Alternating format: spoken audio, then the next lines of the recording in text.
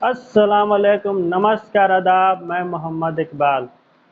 सिवान जिला के बड़हरिया प्रखंड के बशीरपुर निवासी राम बाबू कश्मीर के बॉर्डर पे शहीद हो गए थे। कल उनका अंतिम विदाई दी गई। राम बाबू के परिजनों से मिलने आज पहुंचे पप्पू यादव। पप्पू यादव ने जो कुछ कहा आप मेरे स्क्रीन पर देख सकते हैं।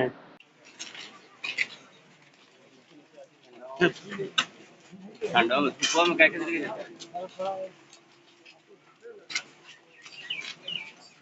कहेंगे तो यहाँ पे आए हुए हैं शहीद राम बाबू जी के आवास पे।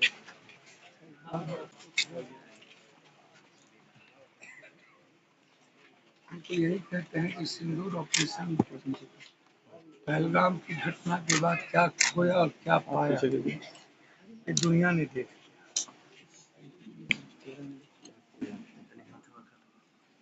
अमेरिका कहती है शहबाज भी अच्छा और भारत भी अच्छा। हमको तुम पाकिस्तान के आतंकवादी को सपोर्ट करने वाले के बराबर में खड़ा कर दिया। हाँ? जब से ये सरकार आई है तब से जिस पाकिस्तान को मेरे गली का कुत्ता ना पूछे, कभी हम परमाणु बम में खड़ा कर देते हैं, कभी हम पंचायती कर लेते हैं। जब मन में आता है तब हम अब कहते हैं बाकी है। चाइना ने खुला सपोर्ट किया पाकिस्तान को, तुर्की ने, और अभी तक हम व्यापार को चालू रखे हुए हैं।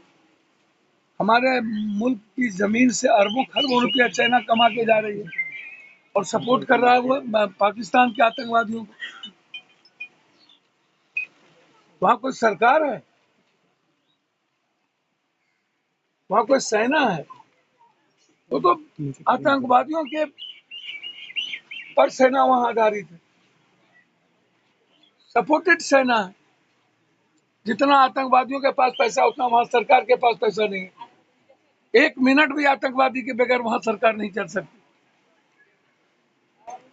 दुनिया का हर आदमी आतंकवादी से परेशान हो गया, कोई भी नहीं। हमारे सेना को एक कौन पूछे, कई चाइना, कई तुर्की, कई आतंकवादी को सपोर्ट करने वाले देश से लड़ने की ताकत। क्या हो जाता है भाई? कौन सा व्यापारी के चलते हम चुप हो गए और समझौता कर लिए? हमारी शहादत कहाँ गई? क्या लौटा के दीजिएगा? पब्लिक की जाने जा रही है, शहीद हो रहे हैं हमारे सैनिक, ना आप अग्निवीर पर कुछ बोलते हैं, ना हमारे सैनिक के भविष्य की चिंता है। हमारे बिहार में 4 सैनिक शहीद हो गए, 2 छपरा में, 1 सिवान में, 1 नवादा में। और मुझे तो कभी कभी आश्चर्य होता है भाई, ये कितने गंदे नेता लोग होते हैं। इसे चुनाव लड़ने तो आता है, इसको जंग लड़ने नहीं आता। सर, सवाल ये खड़ा हो रहा है, सियासत कर लेंगे, सत्ता ले लेंगे, कुर्सी ले लेंगे, लेकिन देश नहीं बचा पाएंगे। इसीलिए मेरा सरकार से आग्रह है कि कब तक हम शहीद होते रहेंगे, कब तक हमारे राष्ट्र और हमारी मानवता से आप खिलवाड़ करते रहिएगा, कब तक इंसानियत इस आतंकवादियों के हाथ पीसते रहेंगे, कब तक हमारे बच्चे, छोटे से मासूम बच्चे, 4 महीना पहले शादी हुई, क्या होगा उनकी जिंदगी का? हमने सरकार से मांग किया कि अविलंब इस परिवार में हमारी बच्ची को नौकरी, कम से कम 2 करोड़ रुपया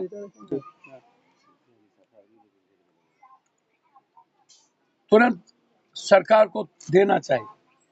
सर शहीदों की आवाज बनेंगे संसद में आप? भैया हम तो हमेशा आवाज रहते हैं।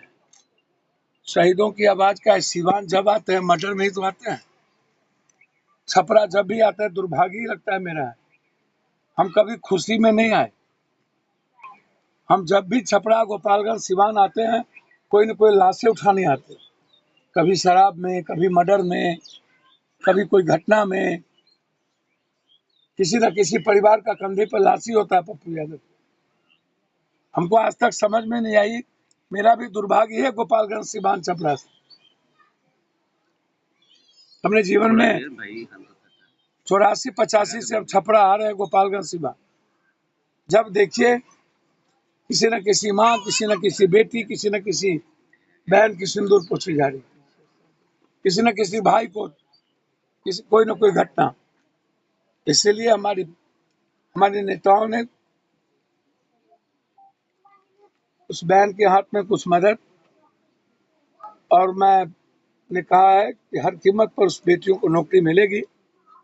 केंद्र सरकार सैनिक को शहीद के आधार पर न देख के जाति के आधार पर देख रही है।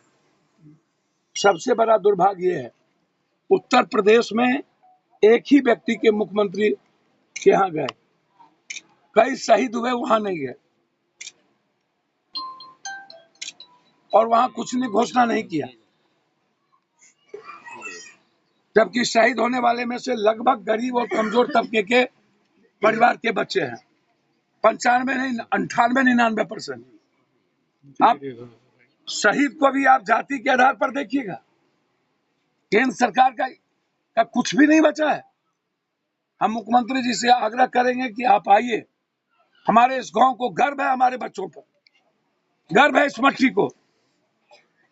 छपरा, गोपालगंज, सिवान, राजेंद्र बाबू, जेपी, ना जाने कई इतिहास के बाद पुनः एक नया इतिहास रचा है मेरे बच्चों ने।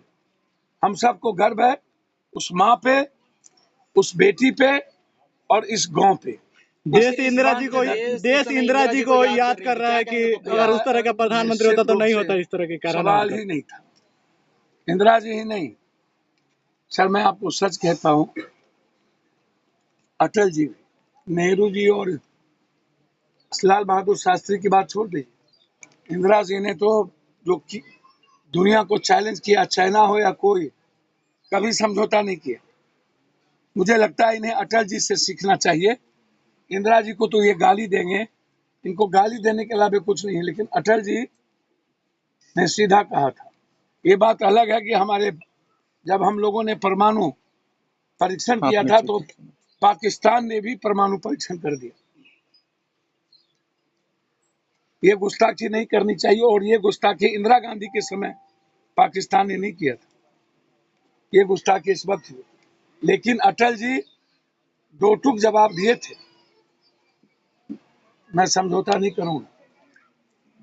ये दो व्यापारी के चलते ट्रंप की बात मान लिया। इनके लिए देश पहले नहीं, इनके लिए व्यापार और व्यापारी पहले है। आखिर क्या मैसेज देंगे सर सरकार को और सिवान की? अदानी, अंबानी, पैसे, सर इनके लिए देश के शहीद का कोई वैल्यू नहीं और इस देश का कोई वैल्यू नहीं।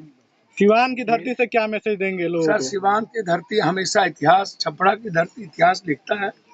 मैं इतना ही संदेश दूंगा कि हर परिवार से एक सैनिक पैदा हो, और देश भारत की ओर देख रहा है, और भारत से ही इस दुनिया को उम्मीद है। पूरी दुनिया भारत की ओर देख रहा है कि आतंकवाद का कोई सफाया कर सकता है तो भारत के सैनिक, भारत के आर्म फोर्सेस, भारत के लोगों में यह जज्बा है, दुनिया में और कहीं जज्बा नहीं। आखिर जो अब जहां भी रहें अपनों के साथ सुरक्षित रहें। फिर मिलेंगे नेक्स्ट वीडियो के साथ। जय हिंद, जय भारत।